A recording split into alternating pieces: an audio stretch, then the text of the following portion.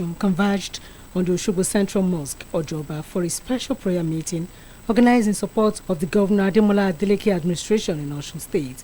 The group, which comprises various women's Islamic organizations from across the state, is seeking Allah's intervention in the affairs of the state and the success of the Adeleke administration.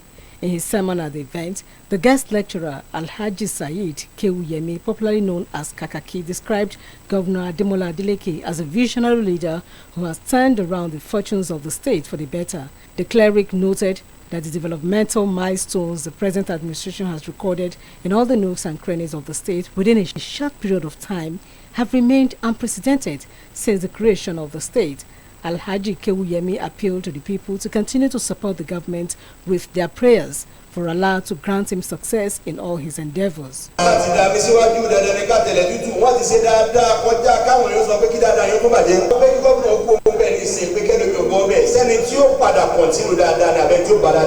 Speaking in the same vein, the leader of the group, Alhaja Mujidat Fadirulai, stated that Osun, under the leadership of Governor Adeleke, has been growing in leaps and bounds in all sectors such as health, infrastructure, human capital development, education, commerce and industry, among others. She noted that what the government needs at this crucial moment is the support of the people for the continuation of the laudable developmental strides being witnessed in the state. Alhaja Fajrulai implored Osun indigents and residents who are 18 years and above to take advantage of the ongoing voters registration process to register and get their permanent voters card, adding that the PVC remains the only ticket to ensuring the continuity of good governance in the state.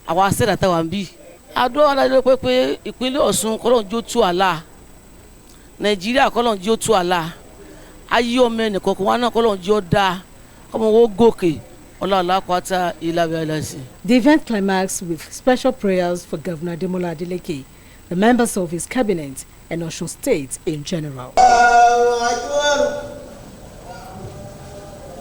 Oluchi Amuda, OSBC News.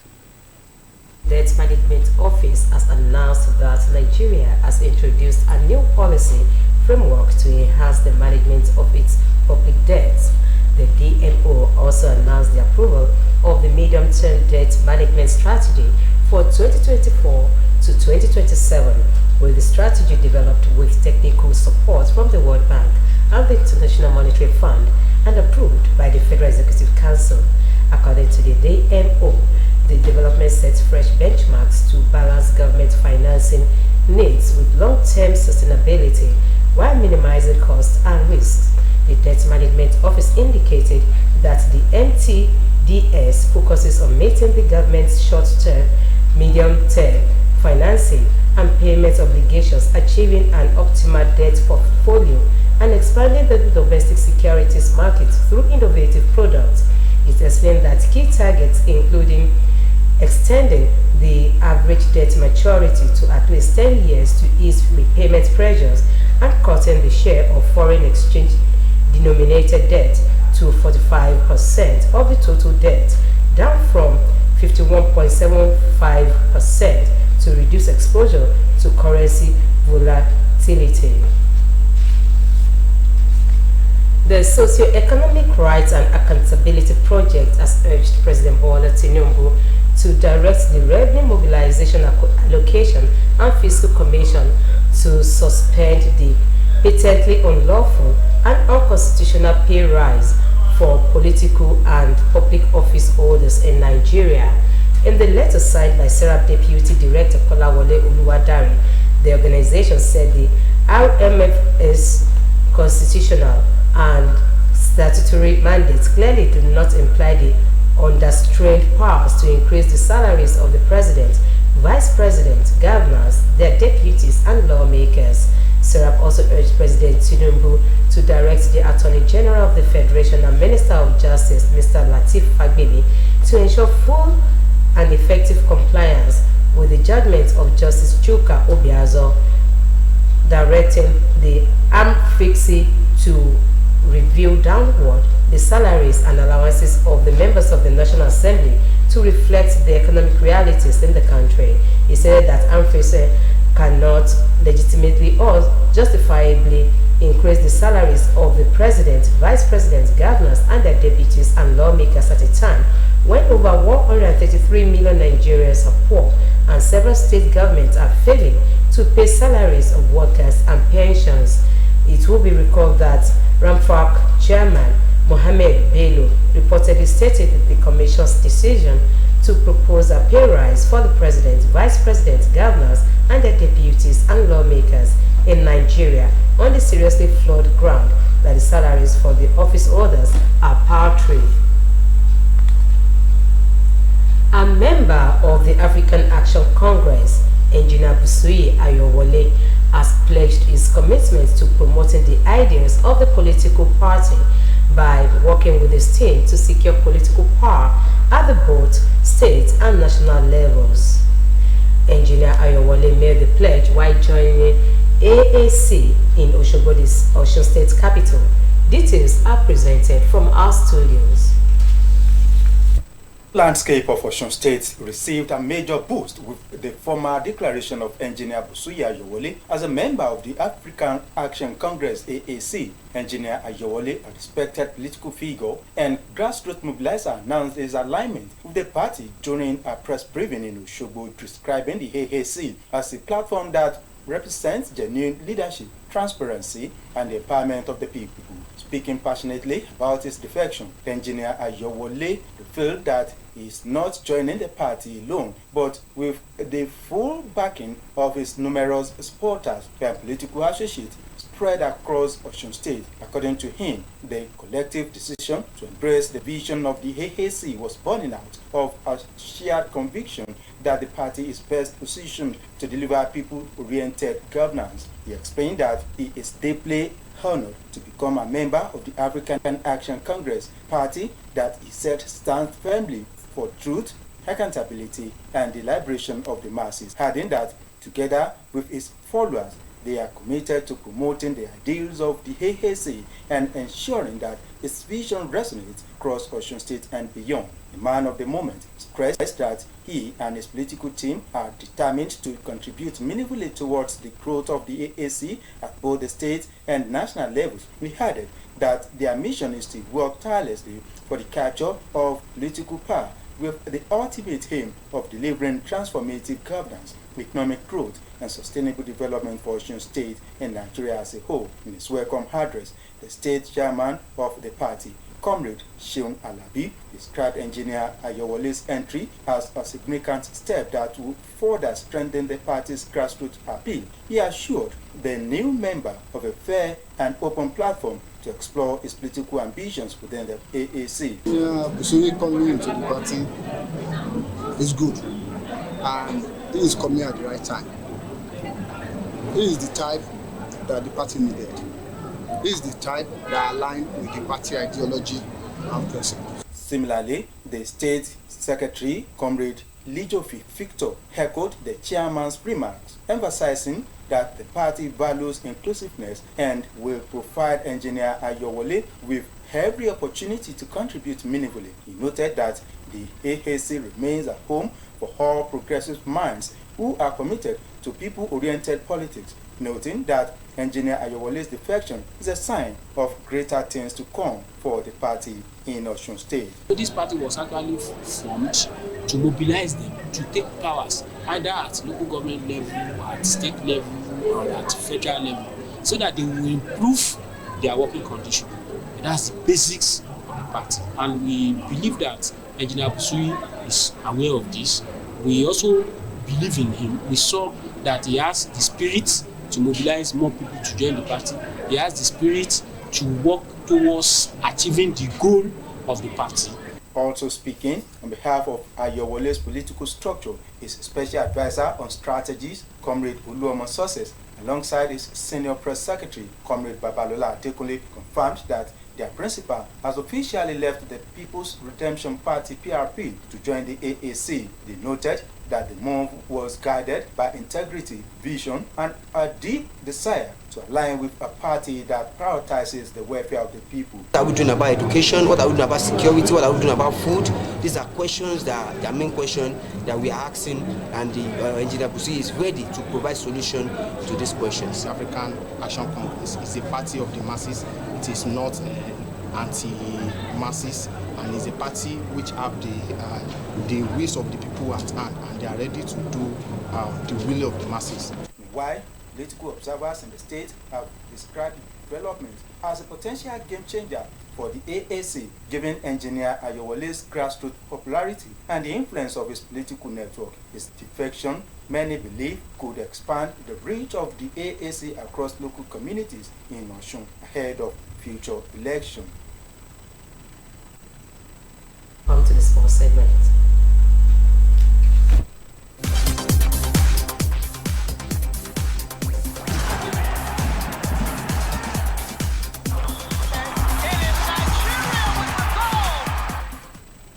Nigeria has recorded a medal in swimming as Abdul-Jabbar Adama made his first in the game. Adama etched his name in Nigerian sporting history, becoming the country's first ever swimmer to win a medal at the World Aquatics Junior Swimming Championships in Romania. The 17-year-old sensation clinched the silver medal in the men's 50-meter butterfly, clocking 23.64 seconds. He narrowly missed out on gold, which went to Great Britain's Dean Fern with a time of 23.54 seconds. Adama's feat was even more remarkable as he shattered two national records in one day, having entered the competition with a Nigerian best of 23.81 seconds. He lowered it to 23.61 seconds in the preliminaries and then set a new mark of 23.48 seconds in the semi-finals before claiming silver in the final.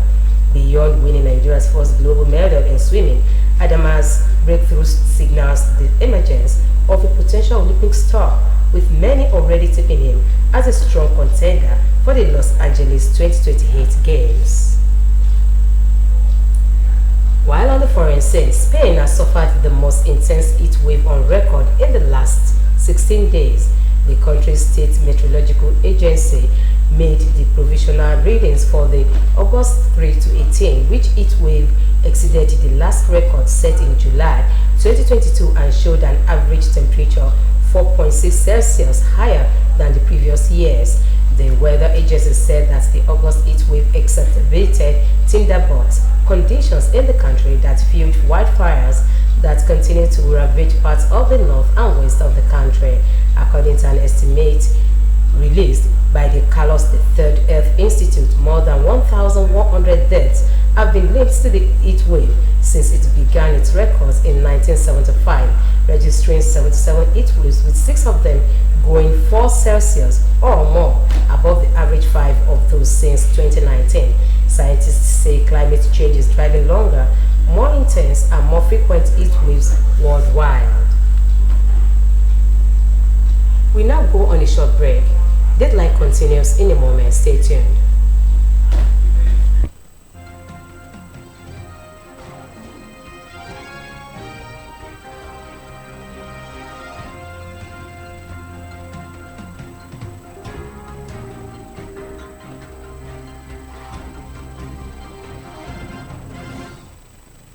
It's good to have you back. On arrival from vacation outside Nigeria, Governor Adeleke was treated to a reception by the People's Democratic Party. Governor's office correspondent Oluwatobiloba Odunuga captured the mood at the rally. Osun State Governor Senator Adeleke highlighted the centrality of people's participation in democratic governance, stressing that the future of Osun State depends on collective action and voter involvement. The governor also recounted his administration's achievement in less than 2 years, ranging from infrastructural renewal to workers' welfare, agricultural transformation and education reforms. He warned against a return to what he described as the dark days of maladministration, urging the people to safeguard their democratic gains through active participation in the forthcoming elections. The good people of Osun State, at home and abroad, I am back to continue the good work after a short vacation, from pity to confidence. from poverty to prosperity, from hopelessness to hope. We have a promising today and prosperous future. We have put smiles on the faces of pensioners. We have provided water in remote areas. We have mechanized state agriculture. We have connected villages to town. We have built fresh roads and bridges. In place of darkness, we brought light in major corners. Governor Adeleke reiterated that Osun State has witnessed a remarkable turnaround since his assumption of office, noting that pensioners now smile again as workers have regained trust in government and communities long neglected have begun to enjoy basic amenities such as roads, water, electricity and health facilities. He emphasizes government's effort in empowering youth, artisans and small businesses, stressing that tax reforms, agricultural mechanization and mining sector recovery have repositioned the state on the path of economic sustainability. In a charged atmosphere, Governor Adeleke urged party loyally to remain vigilant and committed, saying people of Osun West, Osun East and Osun Central must rise for good governance in Osun State. Talk to your neighbors, families and friends. Show them our good work across sector. Osun shall never go back to the past. Your voters' registration, mobilize our people. Get registered and get your voters card. Speaking at the rally, Osun PDP chairman Honorable Sunday BC commended the governor for his visionary leadership and urged party members to intensify grassroots mobilization ahead of future elections. Similarly, Senator Lere Oyewumi, representing Osun West Central District and former Deputy Speaker of the House of Representatives, Honorable Lasun Yusuf, hailed the governor's inclusive governance style, just as they described the governor as a unifying leader who has given Osun a new direction, urging citizens to embrace the ongoing voter registration exercise as a weapon to consolidate democracy and safeguard the state from retrogression. It has been Oluwa Tobiloba Odunuga reporting. Public outcry continues to trail the controversial examination results released by the West African Examination Council, WAEC. Educationists in Nigeria have called for the repositioning of the examination body. Those who spoke in separate interviews with OSBC News against the backdrop of the two different results released by WAEC described the situation as disturbing and could spell doom for the nation if not urgently addressed. Let's hear their views. To be candid, is Nigeria even getting it right? It's very unfortunate that WAEC conducted exam in such a condition. Students writing their paper even at night is very, very unfortunate. Then we were told the result was out after some days. They cancelled it and brought another one. I think with this situation, but the fact remains that it's not even a WAEC alone. JAMB did something similar. Generally speaking, if we can't get it right in our education, then I doubt our future. The cancellation of the results being released is disturbing, and it's quite unfortunate. Many of the students, they've printed the firstly released results. Those that passed well, they started jubilating. But now that they said they've retrieved the firstly released results, is giving people concern. Parents are confused and we don't know what will come out of it. Because some of these results released firstly, that was very nice. The one they release now, they've changed it, and I don't know why WAEC as a body, as an international body, because it's not working only in Nigeria, should be doing such a thing.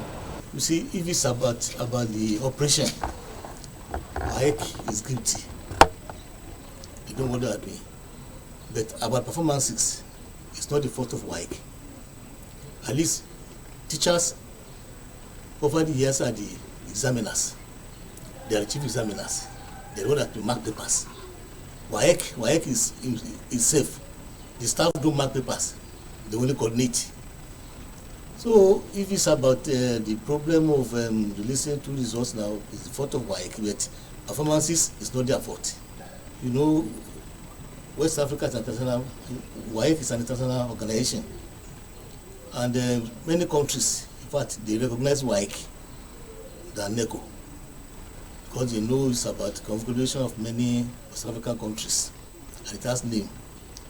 So I don't know what type of problem they had by releasing two results. It's not a good thing. It's not a good omen. Did they release the two results in Ghana?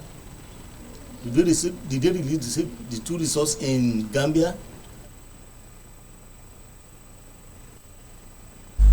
The family is one of the most important units needed for survival in the world.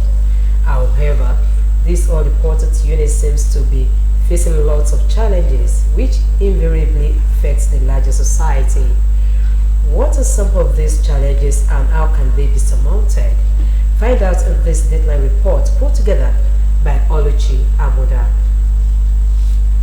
Family unit serves several crucial functions for both individuals and society, which include reproduction and raising children, providing emotional and social support, transmitting cultural values and norms, and contributing to the economic well-being of its members. It is often the dreams and prayers of most parents, especially in this part of the world, to strive very hard to ensure that their children are provided with basic needs to make life meaningful for them, and to also ensure they get a qualitative education that will give them an edge in life. Besides food and clothing, most parents, especially those who can afford it, often seek to provide adequate shelter that will make the family members live comfortably. In the process, some would engage in the construction of gigantic buildings with several rooms for adequate shelter. However, once the children come of age, they leave home and most of the rooms in the buildings become empty and inhabitable. It was observed that some of the buildings are often abandoned, especially when the children have traveled far away in search of greener pastures. Chief Ajoyi Adeleke, who shares his experience with Dateline, attributed the abandonment of houses to decline in rate of communal living. He maintained that in the past, extended family members will always be around to keep the elderly company and help with the house. Temporary issue, and it is happening daily.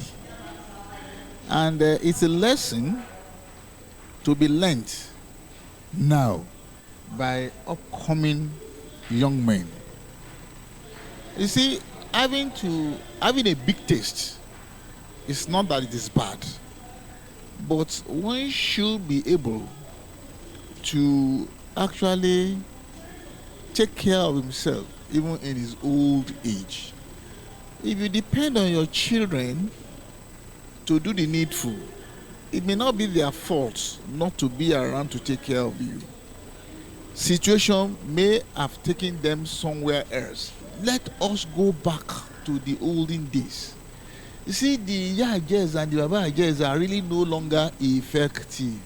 Let us radiate love among ourselves. If it is still possible, is it the family compounds are deserted now? The moment we grow up there, we go away. Me, I have to really go back and begin to repair my father's house, where I'm not living. I have had to really give out my father's the rooms and this thing that my father bequeathed to me free of charge to whoever was living there, so as to get somebody living in the place so that it does not get spoiled.